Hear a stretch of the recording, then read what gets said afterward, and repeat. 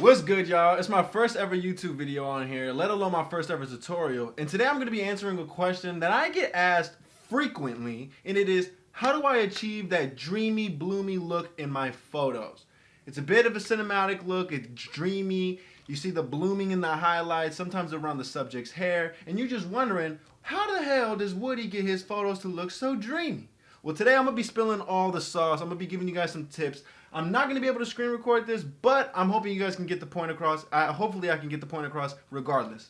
Key one is get a black Pro Mist filter, aka a Pro Mist filter, any type of Pro Mist filter. Really, there's off-brand ones out there, but I would recommend a black Pro Mist filter. If I'm not mistaken, you can get up to like a whole stop of Pro Mist and all the way down to like an eighth if I'm not mistaken.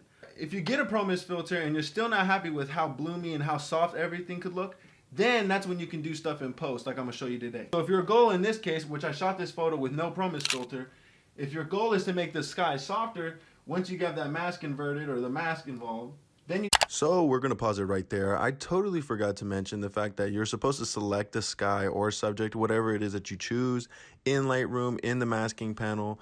So just make sure you have your subject or the sky masked out. And then you just bring down the clarity slider, and it'll affect just the sky only. You can even bring down the exposure, you can crank the exposure, whatever it is you want to do, contrast, all that good stuff, sharpen it up, and then just click done, and you're done with that. When I'm not satisfied with the amount of bloom and softness I'm getting in the photo, I can either mask out the subject like I showed you earlier, or you can utilize the brush tool and bring down the clarity adjustment on that panel, and then you just brush around your subject, just brush around the sky, brush around the clouds, whatever it is that you want softened up. And you can really play with this on your own, because if you want extra bloom and you're not afraid to get it all up in your subject's hair, all up through the sky, on the grass, on the trees, I think it's a nice touch. Sometimes it can be a bit too much, so you kind of just want to find that even balance. In the right conditions, in the right lighting, you're going to be pretty satisfied with that black Pro Mist filter, whatever you have on there. You should be able to notice a pretty large difference without the filter and with the filter. So mainly this is just going to be a video about how to exploit that softness and that bloomy look just a little bit more and make it look as natural as possible. Really, the key to being successful with this is getting it as close as you can in camera and with your settings and with the way you're framing and composing your photo. In addition to lighting your photo, on top of that, you can just add whatever enhanced effects you want to in the post-production room. Tip number 3, a big pro tip, is utilizing the highlight slider over any other type of light slider. So what do I mean by that? You can up the exposure really two different ways when editing a photo. You could simply, I'm gonna reset this.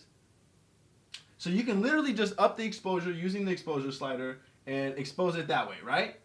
Or you can utilize the highlight slider. Now, is it doing the same exact thing? Not necessarily. The exposure is adjusting the overall brightness of the image. However, the highlights is specifically targeting the highlights in the image, aka the bright parts of the image. So by doing that, you're really enhancing the Pro Mist glow that you're naturally getting in camera by using a Pro Mist filter. Then again, if you don't have a Pro Mist filter, you're just outlining in clarity anyways. But yeah, so utilizing the highlight slider is actually going to emphasize the Pro Mist effect more than just simply utilizing the exposure and trying to emphasize it through that way, if that makes sense. Because if you want to emphasize that dreamy look, you naturally want a brighter photo, because that's the bloom takes effect on the highlights. That's why the Pro Mist filter really tends to match my style, because I like bright, airy photos, and the Pro Mist really tends to shine in the bright, airy parts of an image. So that's why I recommend utilizing the highlight slider over the exposure slider. And let me know down in the comments if you've experienced that difference below, because I swear it's made a difference in my photography and the way I edit my images. I've messed up my outro like a million times, y'all. This was meant to be a quick, straight to the point tutorial. If I helped you, let me know down in the comments. Leave a like on this video. If you have any questions, feel free to also leave a comment down below. Anyways, it's been your boy Woody, and I'm out.